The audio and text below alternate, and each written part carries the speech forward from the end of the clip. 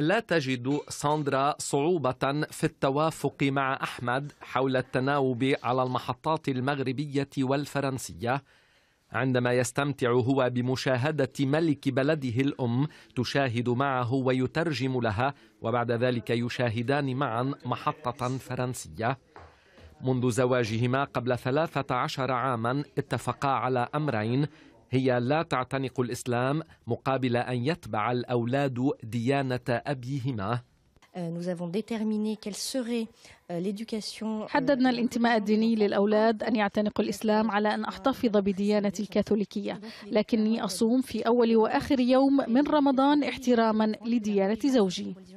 فعلت والدة أحمد المستحيل للفصل بينهما، لكنها استسلمت أخيرا لرغبة ولدها.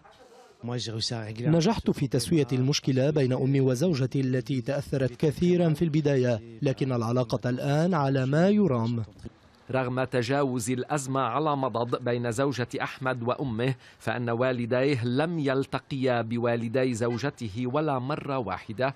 يرى الخبراء في علم الاجتماع أن رغبة ذوي الشباب المهاجر في الحفاظ على هويتهم الثقافية والاجتماعية هي التي تحول دون اتساع دائرة الاختلاط بين المهاجرين والفرنسي الأصل.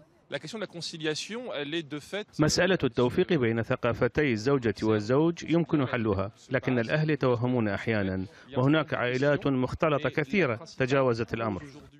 زواج المهاجر المسلم من فرنسية يبقى أسهل بكثير من زواج المهاجرة المسلمة من فرنسي، وهو ما يربطه علماء الاجتماع هنا بعدم المساواة بين حرية الجنسين في الدول التي يتحدر منها المهاجرون. يبقى أبناء المهاجرين هنا موزعين بين النمط الغربي ثقافيا واجتماعيا وبين رغبة ذويهم في الحفاظ على هويتهم العرقية والدينية.